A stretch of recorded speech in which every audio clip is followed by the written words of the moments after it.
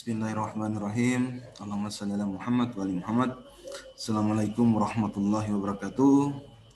Selamat dini hari untuk saudara-saudara sekalian, teman-teman sekalian. Semoga selalu dalam keadaan sehat walafiat.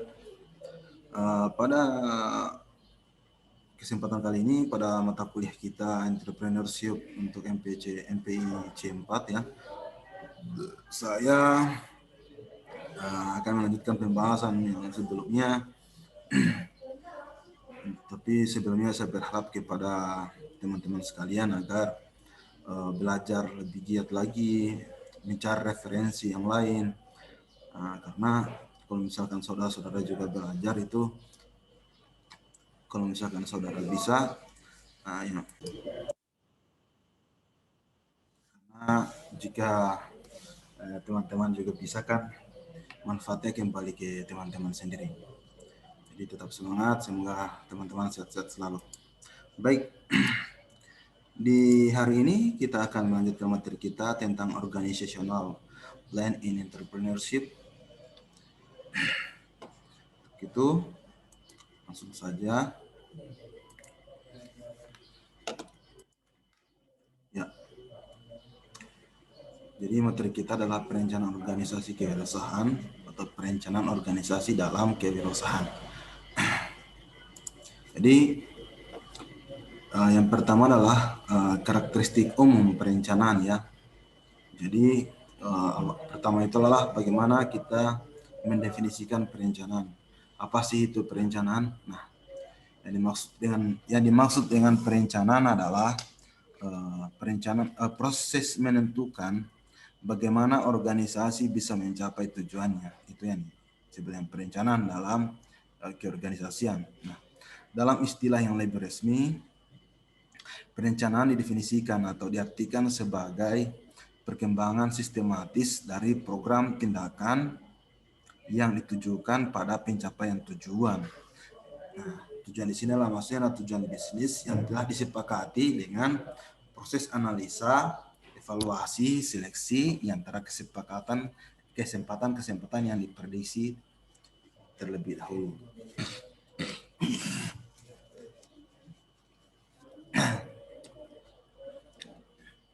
Nah, jadi apa sih tujuan perencanaan itu? Nah, perencanaan organisasi setelah kita mendefinisikan perencanaan, lantas apa tujuan perencanaan itu? Jadi perencanaan organisasi mempunyai dua maksud, yaitu yang pertama adalah perlindungan atau protektif. Ya, dia meminimalisasi resiko dengan mengurangi ketidakpastian di sekitar kondisi bisnis dan menjelaskan konsekuensi tindakan manajerial yang berhubungan. Nah, yang kedua adalah kesepakatan atau afirmatif. Jadi tujuan dari kesepakatan atau afirmatif adalah untuk meningkatkan tingkat keberhasilan organisasi.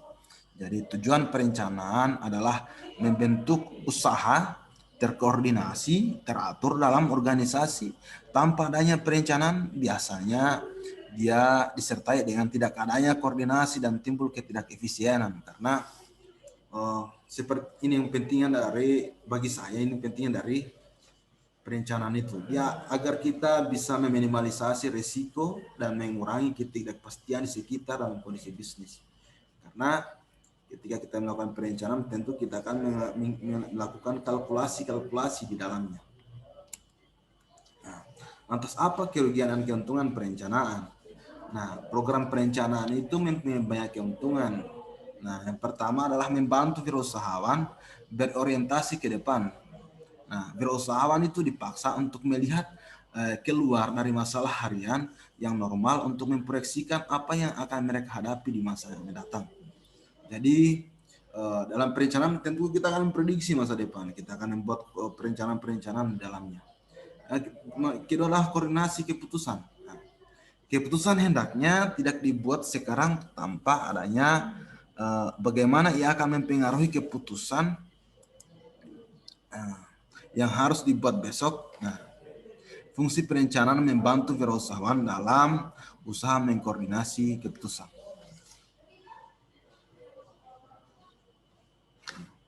Yang berikutnya adalah perencanaan menekankan tujuan organisasional. Nah,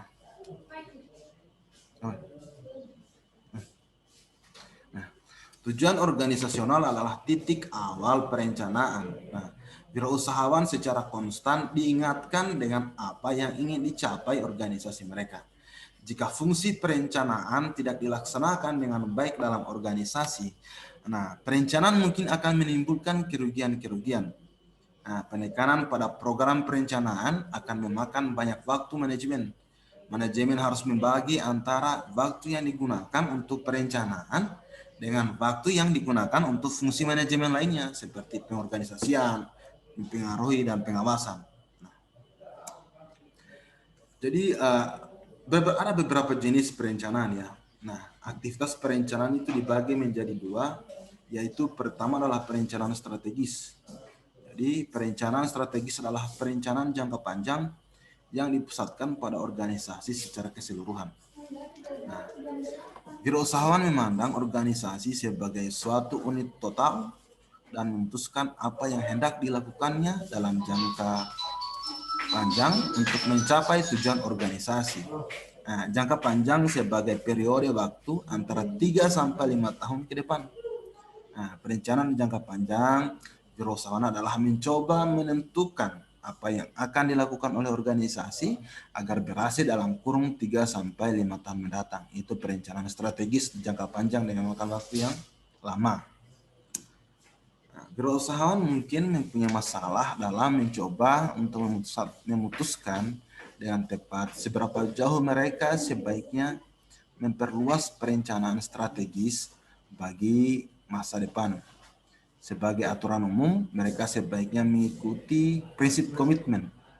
Nah, prinsip komitmen di sini yaitu prinsip yang menyatakan bahwa wirausahawan itu hendaknya melibatkan penggunaan dana bagi perencanaan hanya jika mereka bisa mengantisipasinya. Nah, masa depan yang bisa diprediksi suatu hasil dari pengeluaran perencanaan. Nah, sebagai hasil analisa perencanaan jangka panjang secara realistis. Jadi semua melalui proses perencanaan awalnya. Nah, biaya perencanaan adalah investasi yang bisa diantisipasi. Nah, ketika kita melakukan perencanaan maka kita sudah mengkalkulasi dengan biaya perencanaan tersebut. Nah, jadi strategi itu didefinisikan sebagai suatu respon strategi definisikan sebagai suatu rencana luas dan umum yang dikembangkan untuk mencapai tujuan organisasi secara jangka panjang. Strategi adalah hasil akhir dari perencanaan. Nah, strategi organisasi hendaknya mempunyai suatu strategis. Nah, ini kalimatnya agak ambil. Akan tetapi agar strategi bisa berdaya guna, harus konsisten dengan tujuan organisasi. Jadi ketika kita merumuskan perencanaan, maka pada akhirnya kita akan melahirkan strategi. Nah, strategi itulah yang kemudian ketika kita ingin berhasil, maka kita memang harus konsisten di dalam menjalankan strategi tersebut. Nah, jadi manajemen strategis itu didefinisikan sebagai proses yang menjamin bahwa proses dan manfaat organisasi dari penggunaan strategis organisasional tepat pula. Gitu. Nah, dan di sini ada pengkoneksian atau pencocokan atau perelasian toh. Nah, perelasian dari proses yang kemudian dia menjamin bahwa ini tidak akan meleset seperti itu. Strategi yang tepat guna adalah strategi yang paling sesuai bagi kebutuhan organisasi pada saat tertentu. Artinya tepat memang diterapkan untuk situasinya. Nah, proses manajemen strategis umumnya terdiri dari 4 langkah yang berurutan dan berkelanjutan atau kontinu. Yang pertama adalah perumusan strategis. Yang kedua adalah kita implementasikan, kita lakukan. Yang ketiga adalah pengukuran hasil strategi. Setelah kita lakukan, kita ukur. Keempat adalah evaluasi strategi. Evaluasi adalah ketika kita sudah mengukurnya di mana kita kurangnya, di mana kelebihannya. Empat ini ya, perumusan strategis, implementasi strategis, pengukuran hasil strategi, dan evaluasi strategis. Nah, perencanaan taktis. Jadi perencanaan taktis adalah perencanaan jangka pendek atau berupa misi ya, yang menekankan pada operasi berbagai bagian organisasi yang sedang berjalan. Nah, jangka pendek adalah ukuran waktu ke depan yang berkisar 1 tahun. Ya, jangka pendek itu kisar 1 tahun dalam bahasa bisnis. Nah, wirausahawan itu menggunakan perencanaan taktis untuk menguraikan apa yang harus dilakukan oleh berbagai bagian dari organisasi untuk mencapai keberhasilan jangka waktu 1 tahun atau kurang. Nah, wirausahawan itu memerlukan baik perencanaan strategis maupun perencanaan taktis, tetapi kedua program tersebut harus saling berhubungan atau saling terkoneksi agar tercapai suatu keberhasilan. Nah, perencanaan taktis itu hendaknya dipusatkan pada apa yang akan dilakukan dalam jangka pendek untuk membantu organisasi mencapai tujuan jangka panjang, yaitu dengan tentukan dengan perencanaan strategis. Nah,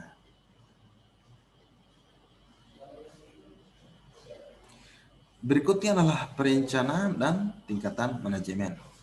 Jadi manajemen puncak dari suatu organisasi mempunyai tanggung jawab utama adalah untuk melihat apakah perencanaan sudah dilaksanakan atau tidak. Nah, walaupun semua tingkatan manajemen terlibat dalam proses perencanaan, manajemen tingkat atas itu biasanya menggunakan waktu perencanaan yang lebih banyak dibandingkan manajemen di bawahnya.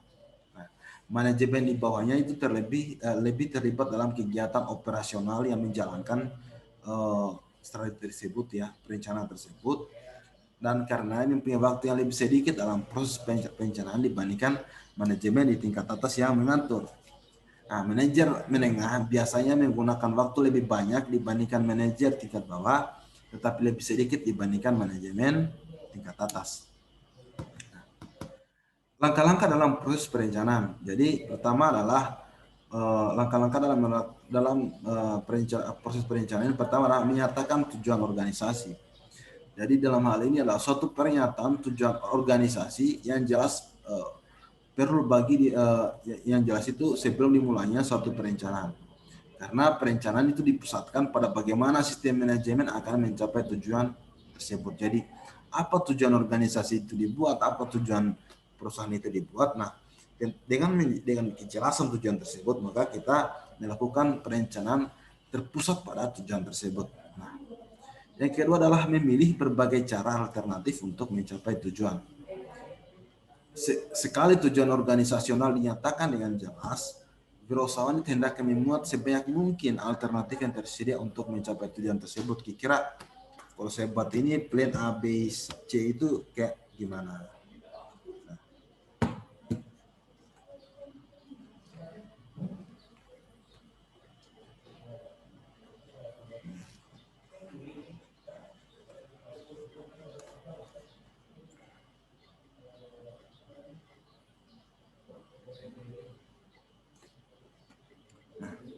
Mengembangkan premis yang menjadi dasar alternatif.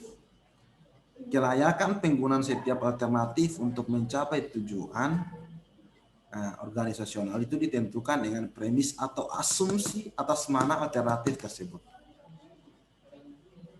Nah, kita membuat asumsi dan dugaan-dugaan dari perencanaan tersebut. Nah, empat adalah memilih alternatif terbaik untuk mencapai tujuan. Suatu evaluasi alternatif harus memasukkan evaluasi premis atas mana alternatif tersebut itu didasarkan. Jadi semua dari beberapa alternatif ini kita memilih mana yang terbaik. Nah, wirausahawan itu biasanya akan menemukan bahwa premis atas mana alternatif tersebut didasarkan adalah tidak sesuai dengan dan karenanya dikecualikan dari pertimbangan lebih lanjut. Artinya ada pilih-pilih itu mana yang bagus, mana yang enggak. Hal ini akan membantu wirausahawan menentukan alternatif mana yang akan dipilih dan itu yang terbaik untuk organisasi. Nah, pengembangan rencana berdasarkan alternatif yang dipilih. Nah, sesudah alternatif tadi yang dipilih, wirausahawan sesungguhnya mulai mengembangkan rencana-rencana. Nah, rencana-rencana strategis misalnya, baik itu rencana strategis itu maksudnya jangka panjang maupun jangka pendek atau taktis seperti itu. Nah, memfungsikan rencana-rencana ke dalam tindakan. Nah, sekali rencana telah dikembangkan, rencana tersebut siap difungsikan ke dalam tindakan-tindakan. Nah, rencana-rencana hendaknya memberi organisasi dengan pengarahan aktivitas jangka pendek maupun jangka panjang. Itu.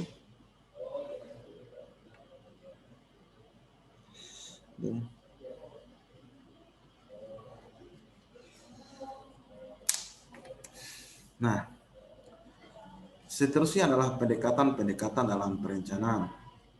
Nah, jadi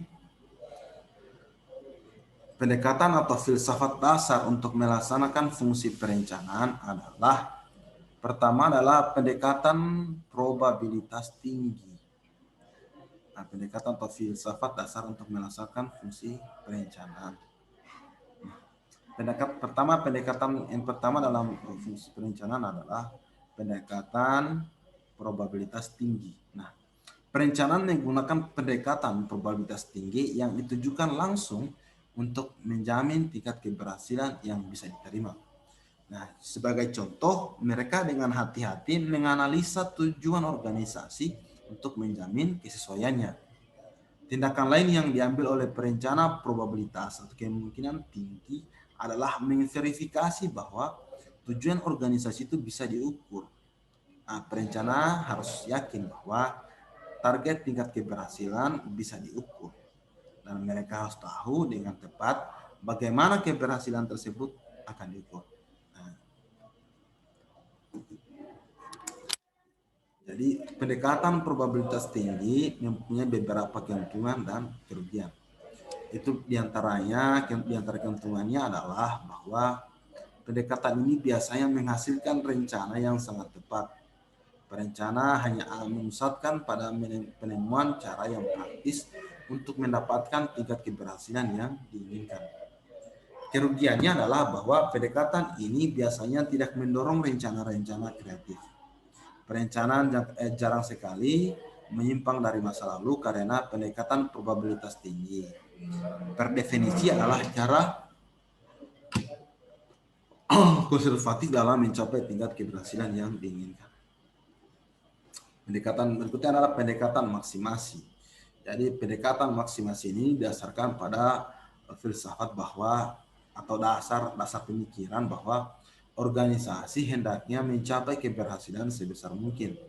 Nah, dari sudut pandang ini, perencanaan tidak puas dengan karakteristik tingkat keberhasilan yang bisa diterima dari pendekatan probabilitas tinggi, tetapi menekankan pada kemaksimalan keberhasilan.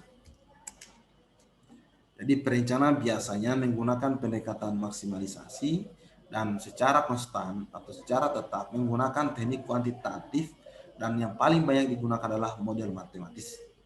Jadi perencana membangun model matematis dari sistem yang mereka rencanakan dan kemudian mendasarkan model tersebut pada bagaimana model tersebut bereaksi dengan perubahan dari luar.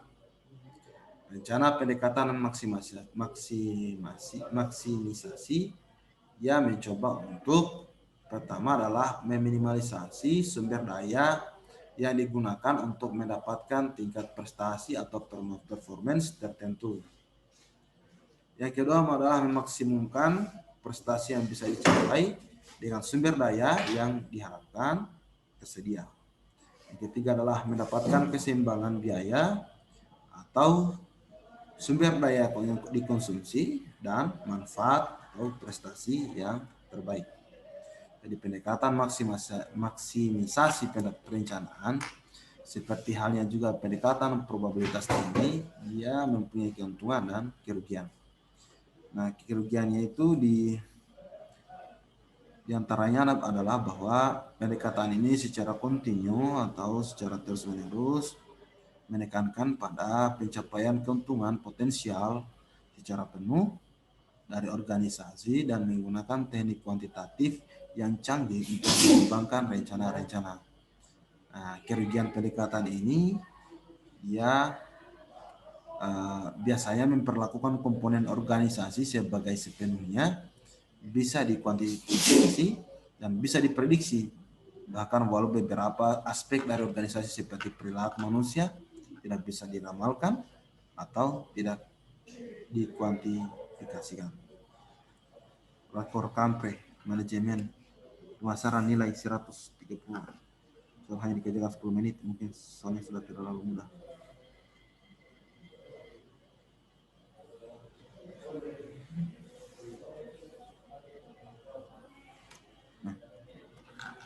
Yang ketiga adalah pendekatan adaptasi. Jadi pendekatan adaptasi menekankan bahwa perencanaan yang efektif itu dipusatkan pada usaha membantu organisasi untuk berubah atau menyesuaikan diri dengan variabel eksternal atau internal. Jadi pendekatan ini didasarkan pada falsafah bahwa suatu tindakan mampu beradaptasi adalah sebuah jika sebuah organisasi itu tidak mampu beradaptasi, maka itu akan menjadi kendala besar bagi keberhasilan organisasi tersebut. Jadi keuntungan dari pendekatan ini adalah bahwa pendekatan ini difokuskan pada lingkungan eksternal dan internal dari organisasi untuk diprediksi perubahan organisasionalnya. Jadi tanpa memandang pendekatan perencanaan yang digunakan, analisa lingkungan adalah perlu agar organisasi tetap mempunyai keberadaan. Kerugian dari pendekatan ini adalah penekanan yang kurang pas pada tujuan organisasi dibandingkan dengan pendekatan probabilitas tinggi dan pendekatan adaptasi, dan kemungkinan bahwa analisa organisasi dan perubahan yang dihasilkan lebih merupakan akhir dari perencanaan daripada sebagai alat mencapai keberhasilan.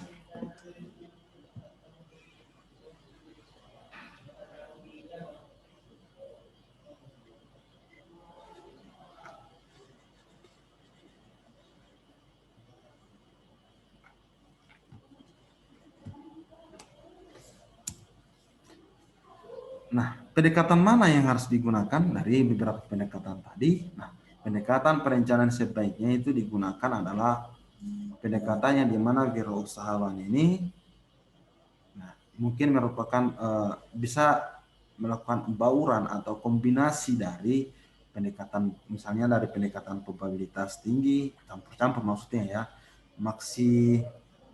maksimisasi dan adaptasi. Nah, tiap pendekatan sebaiknya dalam organisasi ya.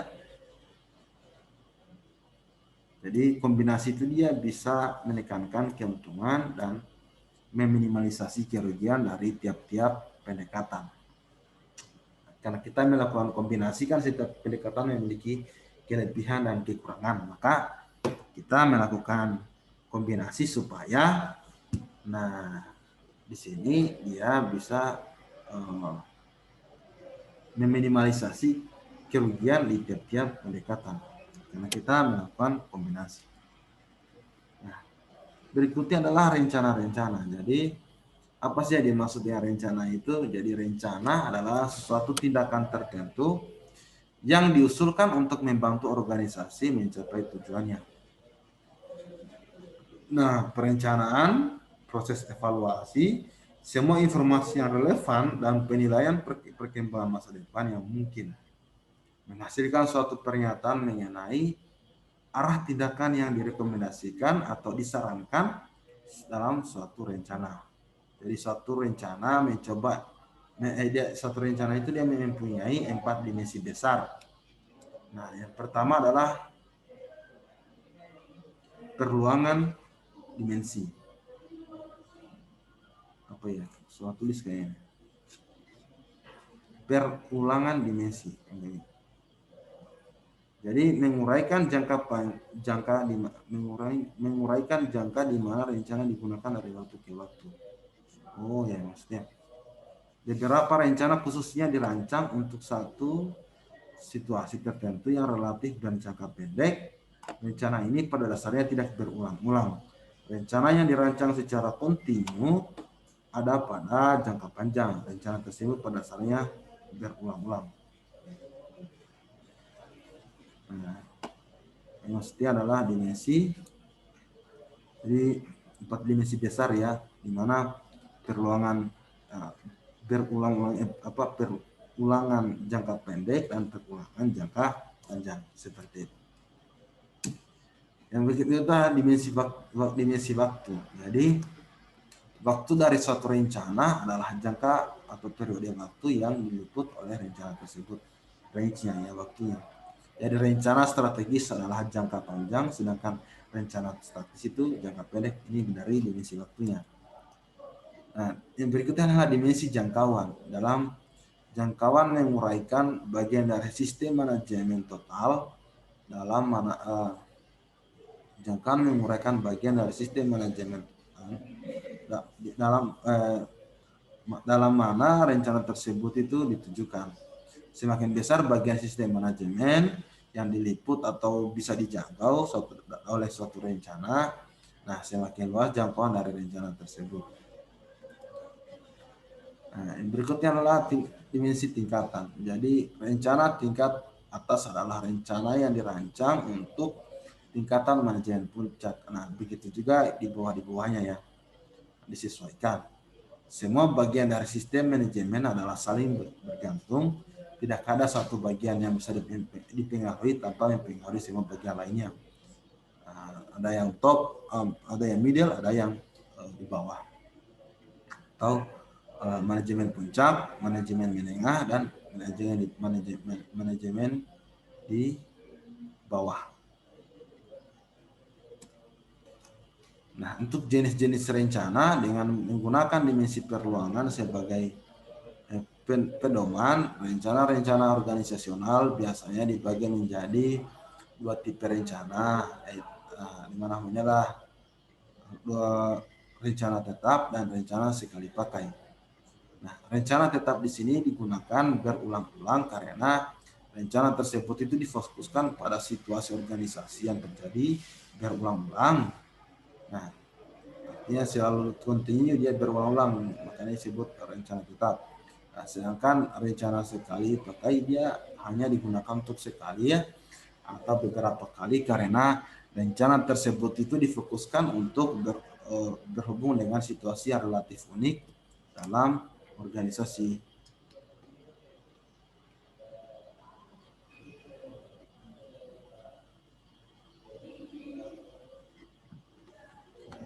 Nah, rencana tetap itu apa, berisi tentang apa sih dia? Nah, tentang kebijaksanaan. Nah, tentang prosedur, isinya tentang aturan-aturan. Sedangkan rencana skala pagi itu biasanya program, anggaran, nah, seperti itu. Nah, untuk alat-alat perencanaan ya, jadi dengan alat-alat perencanaan di sini adalah teknik yang bisa digunakan oleh wirausahawan untuk membantu mengembangkan rencana-rencana. Jadi alat-alat perencanaan ini bentuknya misalnya yang pertama adalah peramalan atau forecasting. Nah, peramalan adalah teknik prediksi teknik prediksi bagaimana dia kemudian memprediksi lingkungan di masa depan yang akan mempengaruhi operasi organisasi, itu yang dikatakan yang forecasting. Nah, walaupun teknik yang peramalan yang canggih itu relatif modern, konsep peramalan bisa ditelusuri kembali sekurang-kurangnya pada literatur manajemen dari Fayol atau pada buku manajemen zaman-zaman dulu ya. Arti penting peramalan terletak pada kemampuan untuk membantu wirausahawan mengerti dengan baik perbaikan masa depan dari lingkungan organisasi yang pada gilirannya membantu wirausahawan untuk merumuskan rencana-rencana yang lebih efektif. Nah, itu tujuannya.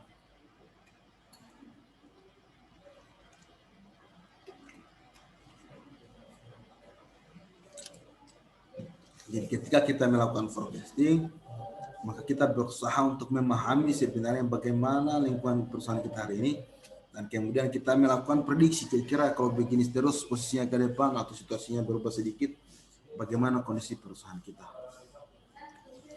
Yang kedua adalah metode analisa runtun waktu. Jadi metode analisa runtun waktu memprediksi penjualan di masa mendatang dengan menggunakan hubungan historis antar time series atau antar waktu dan penjualan. Dibikin natural sendiri. Biasanya disajikan dalam grafik.